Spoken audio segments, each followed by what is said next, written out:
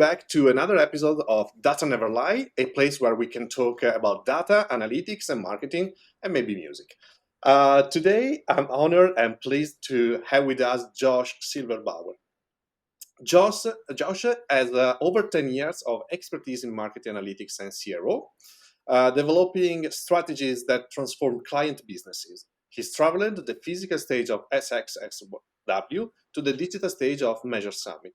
Josh's passion for data is paralleled by his love for music, culminating in the creation of the rock opera, listen to it, that reflects on the analytics industry's evolution. His career is a testament to the powerful synergy between analytics, precision, and creative explorations, driving forward thinking in the marketing sphere. So, welcome, Josh. It's a pleasure to have you here. I'm very excited for the conversation. Okay, so first, hot and a little bit spicy question. The big switch between Google Analytics Universal and GA4. What do you think about that? Well, it's constantly evolving. It's keeping everybody on its toes, right? I think, there was a love that a lot of people had for Universal Analytics, right? There was a comfort to it. It really defined marketing analytics, that tool, because it was around for, such a long time, right? And people got used to the tool. They felt really comfortable, and they, for better, for worse, felt it to help them define and empower them to understand analytics a little bit better, right? And when the migration happened, besides the fact that there was a lot of, miscommunication from Google on, what was happening, right? And so, there was a lot of confusion around that. The tool itself is a lot more complicated than Universal Analytics, and there's a lot of, changes that, when it was rolled out, were either not there, things that they were used to. There were changes in how labels were, like the naming conventions of certain things, right? And just, the layout was so much different and the model was so much different, that it really went from a community of feeling empowered to a community of feeling disempowered, right? And I think, Google has been slowly adding certain things in that they, felt, that like the community felt were missing, right? And so there is, a march towards feeling a little bit more empowered, but I still think that people, are really trying to get a grasp of this new system, and they're using it because it has Google's name on it and they feel like they have to, but there's not as much of a community and a passion for the tool as there once was, right? And the way I like to kind of explain it in metaphorical terms, is that we had this automatic car and people felt like it was just, it went 60 miles per hour, right? And people were like, okay, it's not the fastest tool in the world, but it gets us there, we can get there. And then, Google kind of rolls out this new tool. They recall the old one and they say, you can't use this anymore. We have this new car that you should use. It goes 90 miles per hour. And everyone's like, 90 miles per hour? Wow, that's much faster. This is great. And then you get a box in the mail that says, build a car, right? And you're like, I don't know how to build a car, right? And so they're like, no, but once you do, it goes 90 miles per hour. Don't worry about it. Right. And then you're like, okay, I guess I have to learn to build a car. And then once you build it, it's comes with a stick shift. Right. So now you have to not only learn how to build a car, but you have to drive stick too. Right. That's way different than an automatic car. So even though it has more power, even though it's ultimately a better system, it's a lot harder to use. Right. And a lot harder to onboard into. And so I think there's, a lot of frustration with that. Yeah. I think that the frustration went out yesterday, maybe, because if you went around Twitter or X, whatever you want to call it, there was a lot of hate related to no more conversion, now key events. Yeah.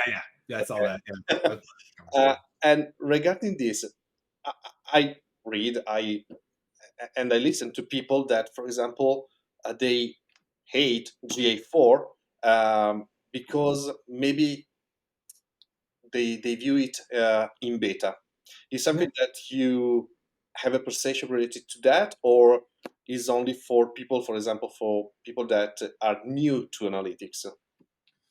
I do think it's in beta. It's a product that feels rushed, right? And it's a product that feels as though they took an existing product, which was Firebase, right? And they took this system and they said this will work for marketing analytics too, right?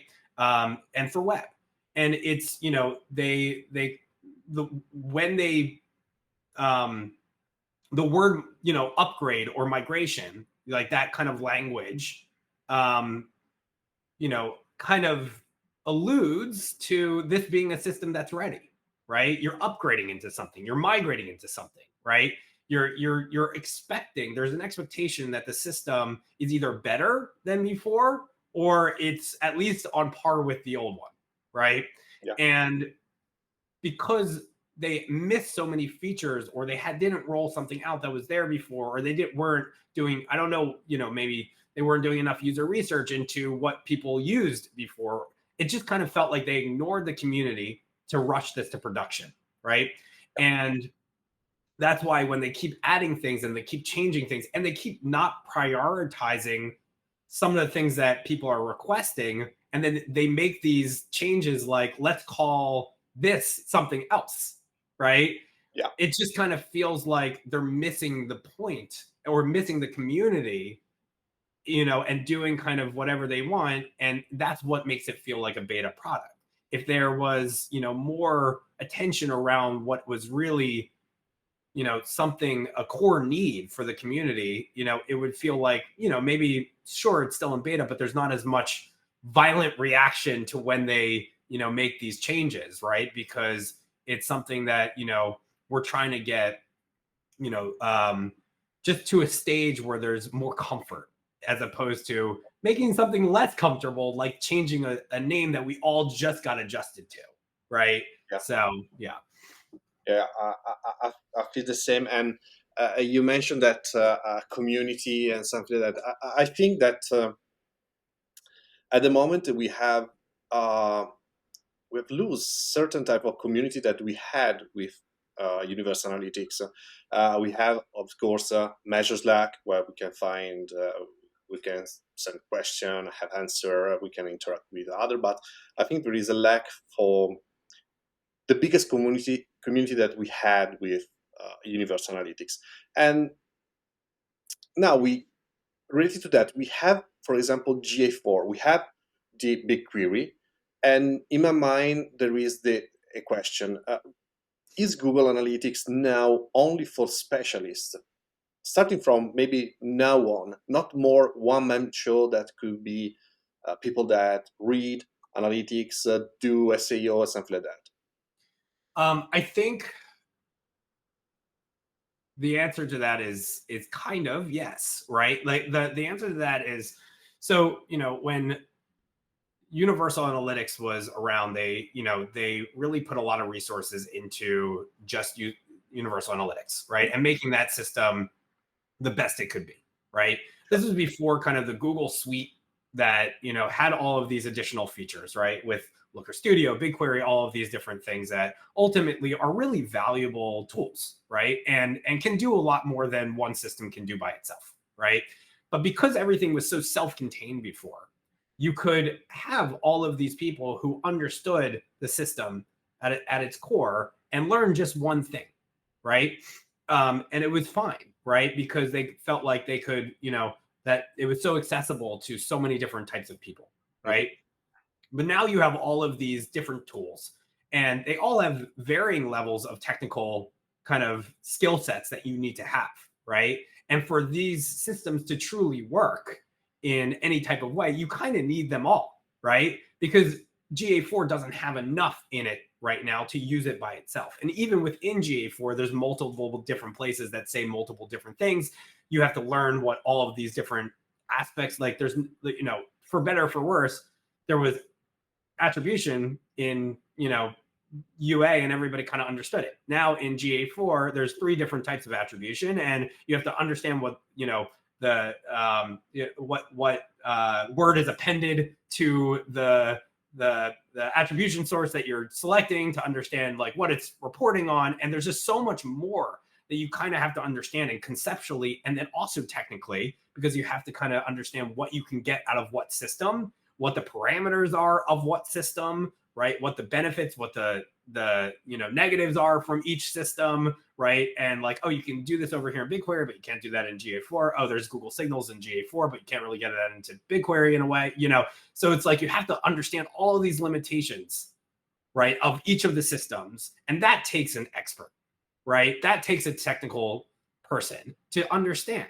So even if you are like starting out in all of these systems, like it's still really overwhelming to understand the core concepts of all of these different things and the limitations, and to truly understand how the system works, where you didn't really have to do that in, universal analytics, to a point where you could go into it and kind of be like blind to it and still get something out of it, for better or for worse, I know. I know exactly.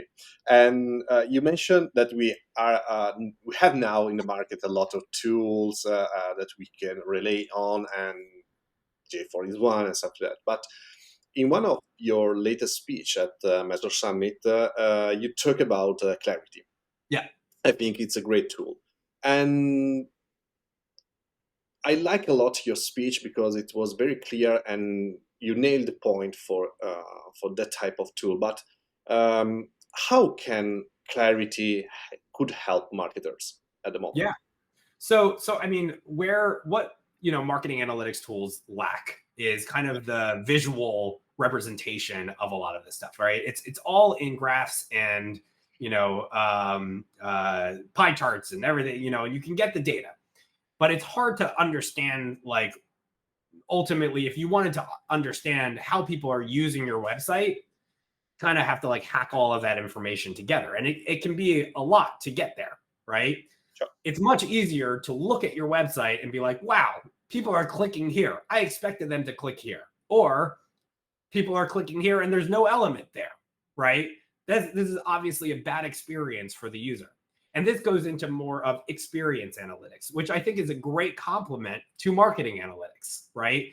And experience analytics helps you really understand visually where people are going onto your website and what they're doing there. And I think Clarity is really, really a beautiful tool, because it's where GA4 is like the most complicated tool in the market. Just try to learn it, right? Clarity leans into simplicity, right? So having something that can quickly tell you how many users were there, what they clicked on, where they clicked, right? This is an amazing first step into looking at your, and optimizing your website. And then you can always dive deeper with your marketing analytics. It doesn't, it's not going to tell you about your campaign data really, or what channel or how to, optimize your ad campaigns, but it's a really great tool for seeing how they're using the website and then making changes based off of how they're using it. Yeah. Do you think it's one of the key tools that we need to set in our CRO framework, or is something that could Yeah. be used in a most, how can I say, uh, big picture way? Yeah. So I think that right now, any type of heat map software or session recording software is an incredibly valuable tool. So like Clarity is my favorite, but you can go with Hotjar, you can go with some of these other ones. The valuable thing with Clarity is that they have so much access to Microsoft's tool belt, right? And that means that they can scale AI very quickly, and they're starting to, right? And so I think, Clarity, one, it's free, so you can't beat that price. And then two, it's going to be such a valuable source of, AI insights in the future, where I think some of these other heat map softwares, which were more popular at the time, will struggle with. And it also gives you an pretty much unlimited amount of data that you can process, where some of the other ones, have caps based off of how much you're paying, right? So it just, it opens up a lot of doors. And yeah, I think it's going to not only be something that is valuable for CRO, but something that will be a core function of your CRO, of any type of website optimization in the future. Yeah. And you mentioned the EI. Now we are full of EI from ChatGPT. Everywhere. We Yeah. want, there is a mess. I might be AI for all like. Yeah. But I gotta say, related to Clarity, now we have, if I remember properly, Copilot inside the Clarity. And but thinking aloud, what do you think about artificial intelligence? Could maybe help us in our work or routine, or maybe is something that we could use for I don't know, implement certain type of technique that we have in conversion rate optimization or analytics. So yeah, so right now, AI in these platforms are really kind of micro, in a way, right? They're attached to, like, oh, let's push a button and it'll recap what happened in a session, right? Yep. Cool. Well, that's pretty cool, but like, what's that actually gonna like tell me, right? I would have to go through hundreds of those to make any type of assessment on what's working and what's not working, right? But soon this will grow into being able to potentially look at multiple sessions at once, right? Find patterns in those sessions, find optimization opportunities based off of a big amount. You throw that on heat maps, it can tell you exactly, a summary of what, is causing friction on those pages. You attach that to the full user journey, and all of a sudden you have the ability to understand the key friction points spanning multiple pages, right? And so eventually, where I think it'll go is not only will you be able to understand those opportunities, but you'll be able to automatically make those changes, right? Because once it ties into the website, you apply CRO on top of that, or the ability for the AI to kind of accept those changes and make those changes. And then you have a machine that can not only assess the user behavior, but try experimentation based off of the insights that it's producing, right? So I do think that it will eventually evolve to become a self-sufficient insight to experimentation machine. How far off we are, I'm not sure, but it's very exciting. Yeah, it would be a dream, like big button with click here to have Yeah. an optimization based on AI. It's something that could be very, very interesting, and I hope that could be released soon. And what about the state of the art of marketing analytics right now? I think marketing analytics is at a very bizarre time, right? Because I think there's so many changes in both progressive technology and privacy at the same time, right? And so we're moving towards knowing more, but we're also moving towards protecting more, right? Yeah, And because of all of those changes, it's hard to know exactly where the industry is going to go. Is it going to move towards a truly more privacy focused, industry where we're getting less information, and if is that information that we're getting enough to make decisions, right? At the same time, we're using AI to understand all of these different insights around how user behavior is working, and is that enough to get us to make decisions better than we did before?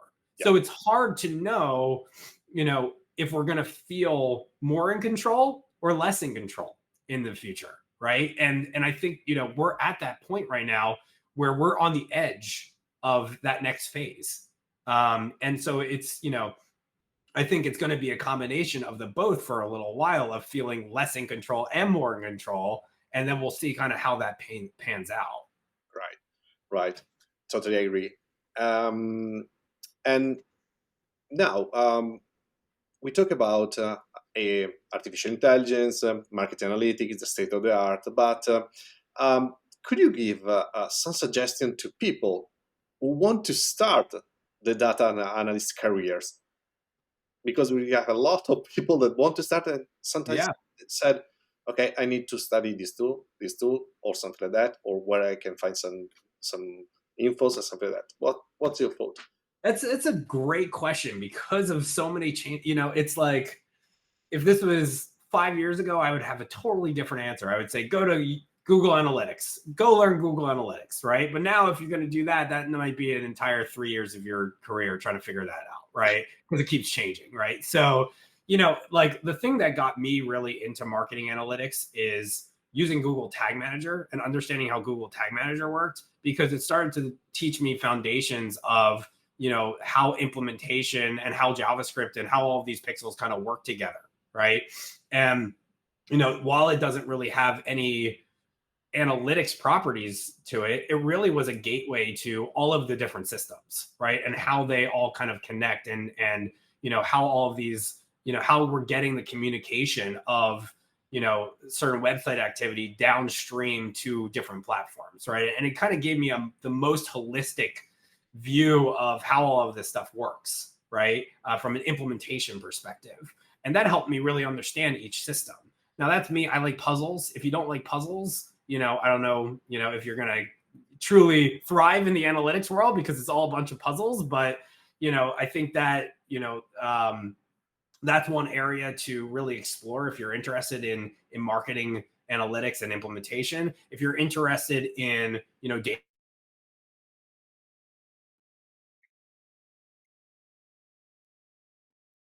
tool in the world that's kind of free to you, which is BigQuery, right? And like playing around with kind of that raw GA4 data in that system, even though it's kind of wild west in there a little bit, will definitely give you some skills in terms of learning how the data is actually being processed and what you can do with it. And BigQuery is beautiful because you can throw whatever you want in there, right? Yeah. You can throw any systems you want in there and start to play around with how all of these things connect, right? So it is like a playground in a lot of ways for data scientists.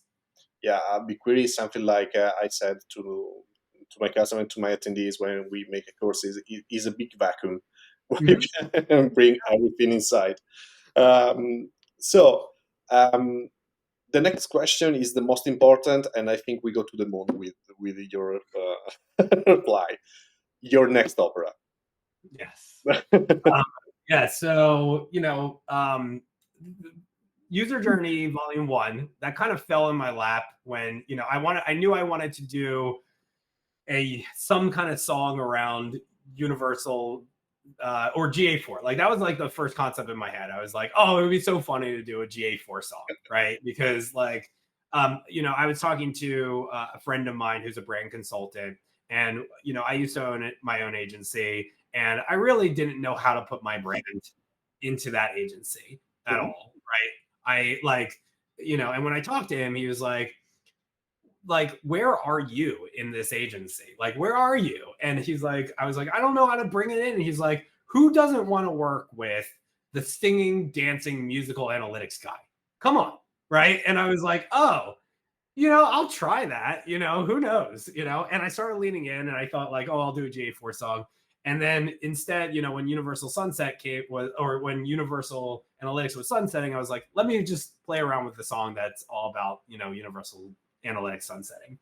And that kind of sparked me on the journey, no pun intended, to make this album, right? And it kind of fell in my lap, and I reached out to Jason Packer because I was looking for GA4 alternatives to like bring into the album of like where he explores. And he was like, I play guitar, let me be on the album. And I was like, yeah, totally, and so it just kind of evolved. And it took about 6 months to do. I just had a daughter, and so I'm like taking a small hiatus. But my goal would be by the next Measure Summit to have Volume 2 done. So In the meantime, and this is what I was telling you before. This is a little hint. I'm working on an animation for the first album, so hopefully we get some actual video to go along with some of this. Could be a Yeah. great thing. Guys, follow Josh into the Spotify, maybe. You can find everything, or I will put the link of Spotify and in the description of the video, because it's something very, very great. Where we can hear from you. I'm the most vocal on LinkedIn, so you can definitely LinkedIn me at Jay Silverbauer or Josh Silverbauer if you look it up. Jay Silverbauer is the little slash there. Yeah.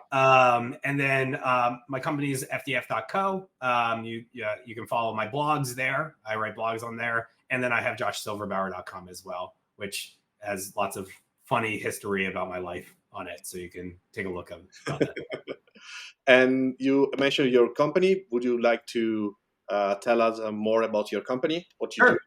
It's a performance marketing agency. We help customers grow their business through paid media and also through analytics implementations and SEO.